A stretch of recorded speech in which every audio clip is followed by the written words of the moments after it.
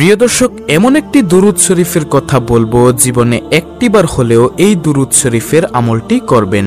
নবীজি সাল্লাল্লাহু আলাইহি ওয়াসাল্লাম ওয়াদা করে বলেছেন, এই দুরূদ শরীফের আমলটি যদি আপনি করতে পারেন, পৃথিবীর মধ্যে সবচেয়ে সুখী মানুষ আপনি হবেন। কোনো কিছুর অভাব অনটন আপনাদের কাছে থাকবে না। টাকা পয়সা, ধন দৌলত, মান সম্মান সবকিছু আল্লাহ রাব্বুল আলামিন আপনাদেরকে দিবেন।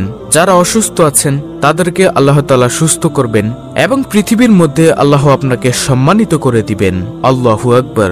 এবং এই পৃথিবী থেকে যখন আপনি চলে যাবেন, তখন কবরের মধ্যে যাওয়ার পর নবীজিকে দেখিয়ে জিজ্ঞাসা করা হবে, এই ব্যক্তি কে?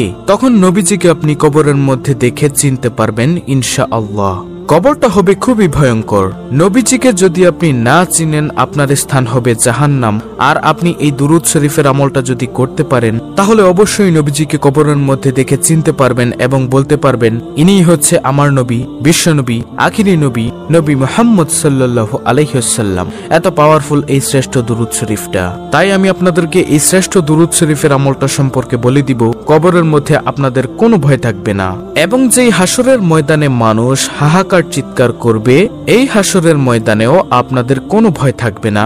এবং হাসরের ময়দানে আল্লাহ রাব্বুল আলামিন আপনার হিসাবটা একেবারে সহজভাবে নিবে, এই দুরূদ শরীফটা যদি আপনি পাঠ করতে পারেন, দুরূদ শরীফের আমল করতে পারেন। কিন্তু প্রিয় দর্শক, একটি শর্ত হলো, শুধু দুরূদ পাঠ করলেই হবে না, পাশাপাশি আপনাকে নবীজির সুন্নত এবং আল্লাহর ফরজ বিধানগুলো পালন করতে হবে।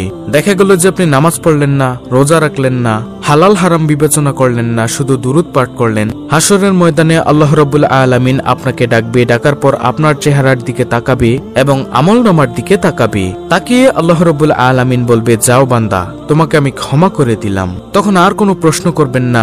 এই দুরূদের উসিলায় আপনি বিনা হিসেবে হাসতে হাসতে জান্নাতের মধ্যে প্রবেশ করতে পারবেন ইনশাআল্লাহ, যদি আল্লাহ দয়া দেন। তাই আমি আপনাদেরকে অনুরোধ করে বলবো, অবশ্যই দুরূদ শরীফের আমল করবেন। যে কোনো দুরূদ শরীফ পড়লেই তো লাভ, কিন্তু এই দুরূদ শরীফটা পড়লেই স্পেশাল লাভ। এটাই দুনিয়ার মধ্যেও আল্লাহ আপনাদেরকে সুখে রাখবে, সম্মানিত করে দিবে। যে সম্মানের জন্য সবাই পাগল, যে সুখের জন্য সবাই পাগল, কিন্তু জানে না যে নবীজির দুরূদের মধ্যে যে সুখ আছে। আল্লাহু আকবার। নবীজি ওয়াদা করে বলেছেন, এই দুরূদ শরীফটা আপনি একবার পড়বেন আর সঙ্গে সঙ্গে নবীজির রওজা পাকে ফেরেশতা আপনার নাম, আপনার বাবার নাম, আপনার ঠিকানা সহকারে নবীজির রওজা মোবারকে পৌঁছে দিবে এবং সঙ্গে সঙ্গে আপনার মর্যাদা আল্লাহ তাআলা 10 গুণ বৃদ্ধি করে দিবেন এবং সঙ্গে সঙ্গে 10টি রহমত আপনার উপরে নাজিল হবে এবং 10টি গুনাহ আপনার ক্ষমা হয়ে যাবে এবং 10টি নেকি আল্লাহ তাআলা আপনাদের আমলনামার মধ্যে দিয়ে দিবেন। তাই আমি আপনাদেরকে বলবো, নবীজির দুরূদ আপনারা বেশি বেশি পড়বেন। আমি স্ক্রিনের মধ্যে বাংলাতে এই ছোট্ট দুরূদ শরীফটা লিখে দিব। ইনশাআল্লাহ আপনারা এই দুরূদ শরীফটা প্রতিদিন সকালে 100 বার পড়বেন। যদি দিনে পড়তে না পারেন তাহলে রাতে হলেও পড়বেন। আর পড়তে মনে না থাকলে কোনো সমস্যা নেই, যখনই মনে হবে তখনই আপনি এই দুরূদ শরীফের আমলটি করবেন। ছোট্ট একটি ঘটনা আমি আপনাদেরকে বলবো, দুরূদ শরীফের যে কি পাওয়ার। তারপরে আমি আপনাদেরকে স্ক্রিনের মধ্যে বাংলাতে দুরূদ শরীফটা লিখে দিব, ছোট্ট এই দুরূদটি আপনাদেরকে শিখিয়ে দিব ইনশাআল্লাহ। তো ঘটনাটি হলো, একজন বালক যুবক হজের মধ্যে গিয়ে তিনি সব জায়গার মধ্যে শুধু দুরূদ শরীফ পড়ছেন। বড় একজন আলেম হযরত নোমান শিবলি রাহমাতুল্লাহি আলাইহি তিনি বলল, হে বালক, তুমি সব জায়গার মধ্যে দুরূদ শরীফ পড়ছো, হজের মধ্যে অন্যান্য দোয়াগুলি আছে, তুমি কি সেই দোয়াগুলো পারো না?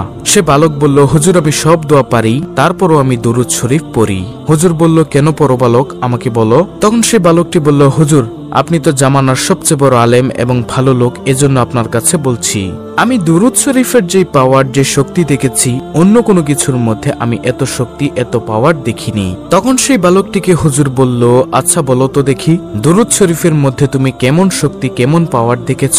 তিনি বলল, অর্থাৎ সেই বালকটি বলল, আমার বাবার সঙ্গে আমি হজের মৌসুমের সময় কাফেলার সঙ্গে আমরা হজ করতে আসতেছিলাম। আসার সময় পথিমধ্যে আমার বাবা হঠাৎ করে অসুস্থ হয়ে গেল। অসুস্থ হয়ে যাওয়ার পর আমাদের যাত্রা বিরতি করলো। সেখানে আমরা অবস্থান করলাম আমার আব্বু অসুস্থ দেখে। তো আমার আব্বু অসুস্থ দিনের দিন এবং সময় সময় বাড়তেই আছে। এজন্য আমাদের কাফেলার মধ্যে আমাদের সঙ্গে যারা ছিল, এক দলের মধ্যে তারা বলল, হে বালক, তুমি তোমার আব্বুর খেদমত করো, সুস্থ হলে তুমি রাস্তা দিয়ে চলে চলে এসো, আমরা চলে যাই মক্কাতে হজ করার জন্য, তোমরা আস্তে আস্তে আসো। তখন সে বালক বলল, আমাদের কাফেলার লোকগণ সবগুলো চলে গেল এবং আমি আমার আব্বুর খেদমত করছিলাম। হঠাৎ করে আমার আব্বুর অসুস্থ আরো বেড়ে যায় এবং হঠাৎ করে দুনিয়া থেকে বিদায় নিয়ে চলে যায়, মারা যায়। তারপর আমি দেখলাম হুজুর, আমার বাবার চেহারাটা কালো কুচকুচে হয়ে গিয়েছে, বিগড়ে গিয়েছে, খারাপ হয়ে গিয়েছে। আমি দুশ্চিন্তায় পড়ে গেলাম, হায় রে, এমন একটি জায়গার মধ্যে, মরুভূমির মধ্যে আমার আব্বুর এই অবস্থা, আশেপাশে কোনো মানুষও নেই। যদি কোনো মানুষ দূর থেকে এসে দেখে আমার আব্বুকে এভাবে খারাপ চেহারা হয়ে গেছে, বিকৃত কালো হয়ে গেছে চেহারাটা, তখন মানুষ কি মনে করবে? তখন তিনি অর্থাৎ বালকটি কান্না করতে করতে বাবার চেহারার মধ্যে কাপড়টা দিয়ে ঘুরে কান্না করতে করতে সেই জায়গার মধ্যে মনের অজান্তে ঘুমিয়ে গেছে। তিনি বললেন, অর্থাৎ বালকটি বলল, আমি ঘুমের মধ্যে দেখলাম একজন সাদা জুব্বার সাদা পাগড়ি পরে আমার আব্বুর কাছে আসলো। আসার পর আমার আব্বুর কাপড়টা মুখের থেকে দূর করলো।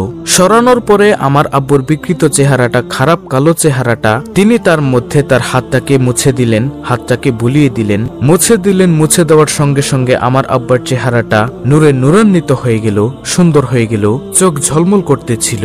তখন আমি স্বপ্নের মধ্যেই বললাম, আপনি কে? তিনি চলে যাচ্ছিলেন। আমি পিছনের দিক দিয়ে গিয়ে বললাম, আপনি কে বলে যান, না হয় আপনাকে ছাড়বো না। কারণ এমন কঠিন সময়ের মধ্যে আমরা বিপদের মধ্যে পড়ে গিয়েছি, আর আপনি আসলেন, এসে আমার বাবাকে সাহায্য করলেন, আমার আব্বার চেহারাটাকে আপনি সুন্দর করে দিলেন। আপনি কে? আপনার পরিচয় আমি জানতে চাই। তখন তিনি বললেন, অর্থাৎ ওই সাদা জুব্বা পাগড়ি পরা তিনি বললেন, আমি আর কেউই নই, আমি হলাম বিশ্বনবী, আখিরি নবী মুহাম্মদ সাল্লাল্লাহু আলাইহি ওয়াসাল্লাম।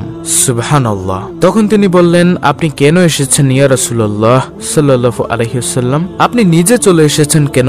আল্লাহর রাসূল তখন বললেন স্বপ্নের মধ্যে, তোমার বাবা দৈনিক দিনে 100 বার দুরূদ শরীফ পড়ে, রাতে 100 বার দুরূদ শরীফ পড়ে। আজকের দিনেরটা আমি পেয়েছি কিন্তু রাতেরটা পাই না।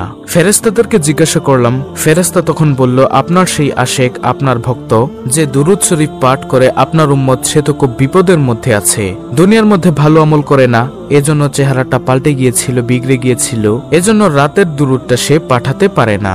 এজন্য আপনার আব্বু বিপদের মধ্যে পড়ে গিয়েছে, আমলে তেমন ভালো ছিল না, তারপরও দুরূদ শরীফটা পড়তে কখনো ভুলেনি। তার জন্য আমি রওজা থেকে চলে এসেছি, আমার প্রিয়কে, আমার আশেককে উপকার করার জন্য, সাহায্য সহযোগিতা করার জন্য। সুবহানাল্লাহ। তারপরে আল্লাহর রাসূল সাল্লাল্লাহু আলাইহি ওয়াসাল্লাম চলে গেলেন। এরপর সেই যুবক বলল যে, হুজুর, আমি এরপর থেকে বুঝতে পারলাম দুরূদের মধ্যে যে কি ফজিলত, কি বরকত। এরপর থেকে আমি দুরূদ শরীফ পাঠ করি। প্রিয় দর্শক, এখন কথা হলো যে কোন দুরূদ শরীফ পাঠ করলে আপনার মর্যাদা বেড়ে যাবে, সওয়াব পাবেন। আজকে যে দুরূদ শরীফটা আমি আপনাদেরকে শিখিয়ে দিব, এটা 100 বার হলেও কমপক্ষে জীবনে পড়বেন। যদি পারেন প্রতিদিন পড়বেন, যদি না পারেন আপনার যখনই মনে চাইবে তখনই এই দুরূদ শরীফটা পড়বেন। প্রিয় দর্শক, আর সেই দুরূদ শরীফটা হলো, আল্লাহুম্মা সাল্লি আলা মুহাম্মদ কুল্লামা যাকারাহুয যাকিরুন ওয়া কুল্লামা গাফালা আন যিকরিহিল গাফিলুন। প্রিয় দর্শক, আমি আবার বলছি, দুরূদটি ভালো করে শুনুন, স্ক্রিনশট নিয়ে নিন। আল্লাহুম্মা সাল্লি আলা মুহাম্মদ কুল্লামা যাকারাহুয যাকিরুন ওয়া কুল্লামা গাফালা আন যিকরিহিল গাফিলুন। খুবই পাওয়ারফুল একটি দুরূদ, আপনারা প্রতিদিন 100 বার করে হলেও পড়বেন। যে কোনো সময় মনে চাইলে এই দুরূদটি পাঠ করবেন। টাকা পয়সা, ধন সম্পদ আপনার চতুর্দিক থেকে আল্লাহ রাব্বুল আলামিন আপনাকে দিয়ে দিবেন ইনশাআল্লাহ। অত্যন্ত গুরুত্বপূর্ণ একটি ভিডিওটি ভালো লাগলে অবশ্যই চ্যানেলটিকে সাবস্ক্রাইব করে পাশে থাকা বেল বাটন অল বাজিয়ে দিবেন। ভিডিওটিতে একটি লাইক দিবেন এবং কমেন্টে আমিন লিখবেন এবং অন্য মুসলিম ভাই বোনদের কাছে ভিডিওটি শেয়ার করে দিবেন, যেন তারাও আজকের ভিডিওটি দেখে এই দুরূদের আমলটি শিখে করতে পারে। আল্লাহ রাব্বুল আলামিন আমাদের সকলকে এই দুরূদের আমল নিয়মিত করার তৌফিক দান করুন। আমিন।